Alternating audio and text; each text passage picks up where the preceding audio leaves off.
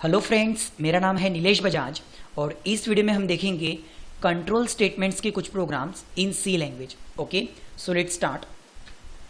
Control statement पढ़ने से पहले मैं आपको ये बता दूं कि अगर आपने मेरे इसके पहले के प्रोग्राम्स देखे होंगे तो सभी प्रोग्राम कंपाइलर किस तरह से एग्जीक्यूट करता है, सीक्वेंशियली। जैसे फॉर एग्जांपल आपको ही पता है कि कंपाइलर हमारे किसी भी प्रोग्राम को कहाँ से एग्जीक्यूट करना स्टार्ट करता है, मेन फंक्शन के यहाँ से। ओके, मतलब जो भी कोडिंग हम मेन फंक्शन के अंदर लिखेंगे तो जो सी लैंग्वेज का कंपाइलर होता है वो मेन फंक्शन की पहली लाइन से आपके कोडिंग को, आपके कोड को एग्जीक्यूट करने में मदद करता है। जैसे फॉर एग्जांपल सबसे पहले कंपाइलर कहाँ पे आएगा इस प्रोग्राम में, तो कंपाइलर सबसे पहले यहाँ पे आएगा लाइक इंटीजर एक्स और वाई डिक्लेरेशन पे, फिर वो आपकी कंसोल स्क्रीन को क्लियर करेगा। देन कंपाइलर क्या करेगा, आपको एक मैसेज प्रिंट करके देगा that is enter any two numbers. फिर स्कैनफ के पास दैट इज हम यूजर से 2 नंबर लेंगे, फिर उसकी एडिशन करके हम उसको प्रिंट करेंगे। मतलब कंपाइलर क्या करेगा, अगर हम उसको कोई भी प्रोग्राम देते हैं, जैसे यहाँ पे अभी मैंने एडिशन ऑफ 2 नंबर का प्रोग्राम दिया, इसके अलावा अगर आपने जैसे आपने इसके पहले के प्रोग्राम देखे होंगे, एरिया ऑफ सर्कल का प्रोग्राम या फिर एरिया ऑफ ट्रायंगल का प्रोग्राम या फिर कोई भी प्रोग्राम अगर हम मेन फंक्शन में लिखते हैं तो कंपाइलर उसको कैसे रन करता है, सीक्वेंशियली, मतलब एक एक लाइन इस तरह से। ऐसा नहीं कि डायरेक्ट पहली लाइन के बाद में वो सीधा 5वीं लाइन पे आएगा या फिर दूसरी लाइन को एग्जीक्यूट करने के बाद में सीधा लास्ट वाली लाइन पे आएगा या फिर एक लाइन को एग्जीक्यूट करके वापस से उसी के पास जाएगा। नहीं, बाय डिफॉल्ट कंपाइलर क्या करता है, आपके प्रोग्राम को सीक्वेंस से रन करता है और एग्जीक्यूट करता है। जैसे इस प्रोग्राम में भी सबसे पहले डिक्लेरेशन, फिर क्लियर स्क्रीन, फिर आपको एक मैसेज आएगा एंटर एनी टू नंबर्स, फिर आप 2 नंबर एंटर करोगे, उसकी एडिशन परफॉर्म होके फिर आपको आंसर मिलेगा। देखिए क्या हुआ यहाँ पे, एक छोटा सा एरर लाइक ओके, एक जेड नाम का वेरिएबल हमने यहाँ पे डिक्लेयर नहीं किया। ओके, सो देखो मैं इसको रन करता हूँ अभी। सो एंटर एनी 2 नंबर्स एंड फिर आंसर। बट अब हमें पढ़ना है क्या हम हमारे प्रोग्राम को, हमारे ये कोड को कंट्रोल कर सकते हैं। यस, तो उसके लिए सी लैंग्वेज आपको बहुत सारे कंट्रोल स्टेटमेंट्स प्रोवाइड करता है जिसके थ्रू आप आपके प्रोग्राम को मैनुअली कंट्रोल कर सकते हैं। ठीक है, तो यहाँ पर देखना सी लैंग्वेज ने जो कंट्रोल स्टेटमेंट्स आपको प्रोवाइड किए कुल मिला के उनको 4 कैटेगरीज में डिवाइड किया है। Number 1 sequential control statement, number 2 selection and decision control statement, number 3 repetition loop control statement and number 4 switch case control statement. Okay, अब इन कंट्रोल स्टेटमेंट्स के अंदर भी और भी बहुत कुछ है जो हम एक एक करके देखेंगे। ओके, सबसे पहले हम बात करते सीक्वेंशियल कंट्रोल स्टेटमेंट की। अब नाम से ही आपको पता चल रहा होगा कि यदि आपके पास में कोई प्रोग्राम है, उस प्रोग्राम को सीक्वेंस से रन करने के लिए हम सीक्वेंशियल कंट्रोल स्टेटमेंट यूज कर सकते हैं। बट फिर भी अगर मैं इसका यूज नहीं करूं तो भी कंपाइलर क्या करता है, कंपाइलर आपके हर प्रोग्राम को सीक्वेंस से ही रन करता है, एक एक लाइन। ऐसा तो नहीं ना कि पहली लाइन से सीधा लास्ट लाइन पे आओ या फिर लास्ट लाइन से वापस ऊपर जाओ। नहीं, मतलब बाय डिफॉल्ट कंपाइलर आपके हर प्रोग्राम को सीक्वेंशियली एग्जीक्यूट करके आपको आउटपुट देता है। ओके, सो मुझे अलग से कोई टेक्निक यूज करने की जरूरत नहीं, अलग से कोई सीक्वेंशियल कंट्रोल स्टेटमेंट यूज करने की जरूरत नहीं। ओके, तो ये तो था सीक्वेंशियल कंट्रोल स्टेटमेंट के बारे में। अब हम बात करते हैं selection and decision control statement के बारे में। ओके, तो देखिए अब मान के चलो सेम आपके पास में कोई तो भी एक प्रोग्राम है। अब हम किसकी बात कर रहे हैं, selection and decision control statement की। मान के चलिए आपके पास में सपोज कोई प्रोग्राम है, इस प्रोग्राम में कंपाइलर कहां से स्टार्ट करेगा, पहली लाइन से। चलो पहली लाइन को उसने एग्जीक्यूट किया, दूसरी लाइन को एग्जीक्यूट किया। अब आपके पास में कुछ स्टेटमेंट ऐसे भी है कि ये स्टेटमेंट किसी ना किसी कंडीशन पे डिपेंड्स करेंगे। यहां पर कोई ना कोई एक कंडीशन रहेंगी, अगर ये कंडीशन ट्रू है तो ही कंपाइलर इन स्टेटमेंट को एग्जीक्यूट करेगा, और अगर ये कंडीशन फॉल्स है तो कंपाइलर इनको स्किप करके सीधा आगे के स्टेटमेंट पे जाके आगे का प्रोग्राम रन करेगा। मतलब ये पूरे के पूरे स्टेटमेंट मेरे कैसे रहेंगे, सिलेक्टेड। मतलब जैसे ये वाले स्टेटमेंट मेरे अगर सिलेक्टेड नहीं है तो इसका कंपाइलर का और कंडीशन का कोई लेन देन नहीं। मतलब कंपाइलर इनको एनी हाउ पहले रन करेगा, फिर इसके पास में आएगा, और यहां पर कोई ना कोई अगर कंडीशन है जिसमें ये मेरे सिलेक्टेड स्टेटमेंट है तो ये सिलेक्टेड स्टेटमेंट कब एग्जीक्यूट होंगे, जब मेरी ये कंडीशन ट्रू रहेंगी। और अगर कंडीशन ट्रू नहीं है तो कंपाइलर उनको स्किप करके आगे के ये वाले स्टेटमेंट के पास में आ जाएगा और उनको एग्जीक्यूट करेगा। ओके, तो कहने का मतलब अगर मेरे प्रोग्राम में कोई कंडीशन है, उस कंडीशन के अनुसार अगर मुझे कोई पर्टिकुलर सिलेक्टेड ब्लॉक रन करना है या तो फिर नहीं रन करना है, तब हम यूज करेंगे selection and decision control statement. Okay, in short, whenever there is condition in our program and according to that condition either we have to execute a particular block or not, at that time we can use selection and decision control statement। Okay, और फिर इस control statement में हम कौन से statement या फिर keywords use कर सकते हैं? तो नंबर 1 हम यूज कर सकते हैं इफ स्टेटमेंट, यानी कि आपको एक इफ कीवर्ड मिलेगा। Number 2 if else statement। Okay, number 3 nested of if else statement, nested of if else statement। Okay, and last ladder of else if,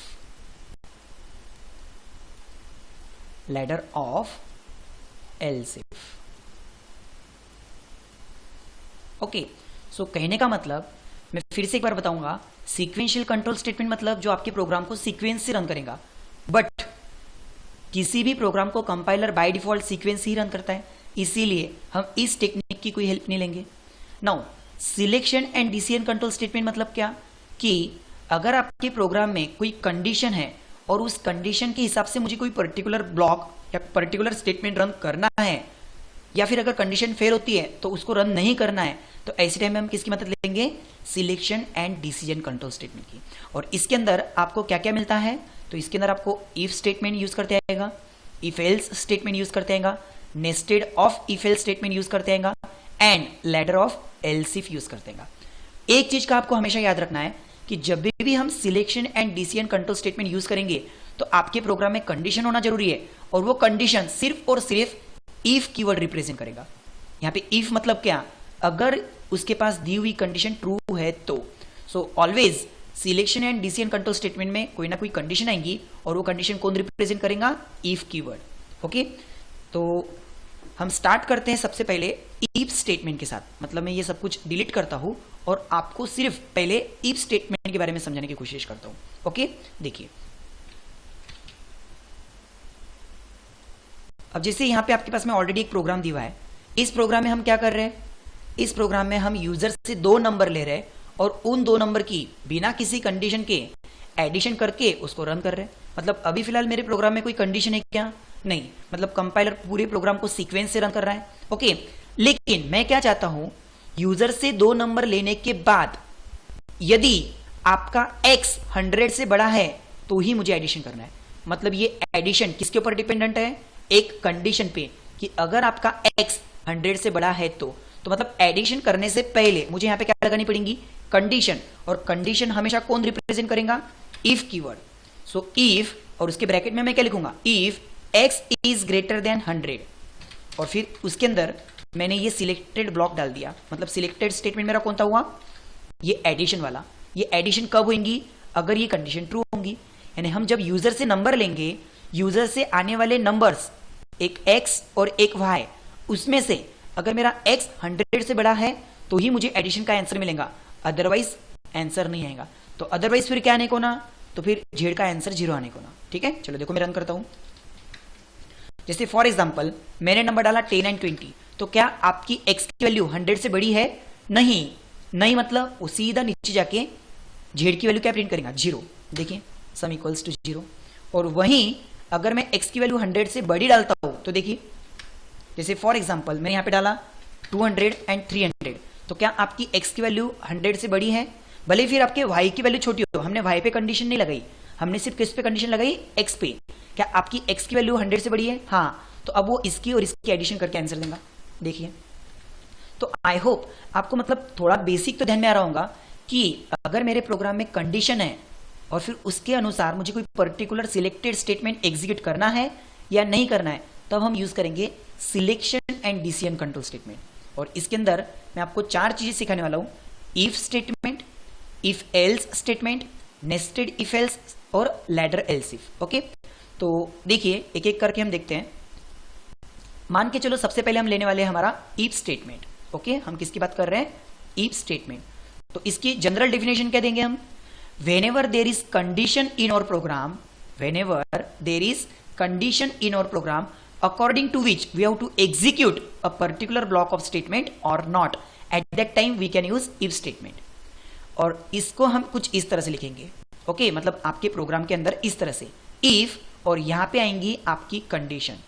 अगर ये कंडीशन ट्रू है तो कंपाइलर इफ के ब्लॉक को, यानी कि अंदर के जो सिलेक्टेड स्टेटमेंट है उनको एग्जीक्यूट करेगा। लेकिन अगर ये कंडीशन गलत हो जाती है तो कंपाइलर कुछ ना करते हुए आगे चला जाएगा। मतलब इफ स्टेटमेंट कब एग्जीक्यूट होंगे? जब कंडीशन ट्रू है, और अगर कंडीशन गलत है तो सीधा कंपाइलर कहां चला जाएगा? आगे के स्टेटमेंट पे। ओके, तो देखो इस प्रोग्राम में हमने वही किया कि अगर कंडीशन ट्रू है तो वो सम करेगा, अदरवाइज स्किप करके आगे चला जाएगा। यहां पे अगर मुझे वाई पे भी एक साथ कंडीशन लगाना है तो मैं ऐसा कर सकता, जैसे फॉर एग्जाम्पल इफ एक्स की वैल्यू ग्रेटर देन 100 एंड, मैंने आपको एंड ऑपरेटर भी बताया था। सो एंड ऑपरेटर क्या करता? ये भी स्टेटमेंट ट्रू होना चाहिए, और मैं यहां पे जो स्टेटमेंट लिख रहा हूं एंड y की वैल्यू भी ग्रेटर देन 100 होनी चाहिए। मतलब जब तक ये दोनों स्टेटमेंट ट्रू नहीं होते, x की वैल्यू भी 100 से बड़ी चाहिए और y की वैल्यू भी 100 से बड़ी चाहिए, तभी आपको एडिशन मिलेंगी। अगर दोनों में से एक भी 100 से बड़ा नहीं है, क्योंकि एंड क्या बोलता? दोनों स्टेटमेंट ट्रू चाहिए। अगर एक भी गलत हो गया तो वो स्किप करके सीधा कहां जाएगा? आगे। देखिए अब मैं रन करता हूं इसको। जैसे मैंने x की वैल्यू तो 100 से बड़ी डाली, लेकिन y की वैल्यू 100 से बड़ी नहीं डाली, तो वो एडिशन नहीं करेगा। सेम फिर से मैं रन करता हूं। अगर मैंने x की वैल्यू सपोज कम डाली, लेकिन y की वैल्यू तो 100 से बड़ी डाली ना, नहीं, उसको दोनों वैल्यू 100 से बड़ी चाहिए थी, फिर से उसने एडिशन नहीं की।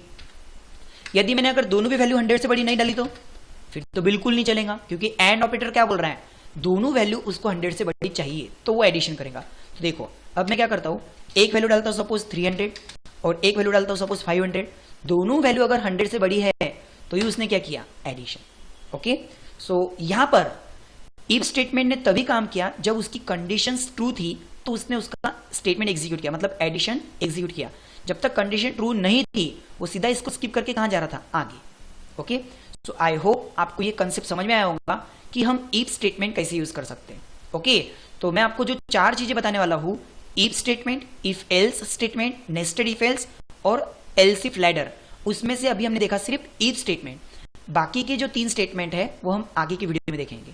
ओके, तो whenever there is condition in our program, at that time we can use selection and decision control statement। और हमेशा कंडीशन कौन रिप्रेजेंट करेगा? इफ। अगर मैं सिर्फ इफ यूज करता हूं तो ये सिर्फ और सिर्फ कंडीशन ट्रू रहने पे काम करेगा, अदरवाइज अगर कंडीशन फॉल्स होती है तो उसको स्किप करके आगे चला जाएगा। ओके, आई होप आपको ये काफी अच्छे से समझ में आया होगा। Thank you.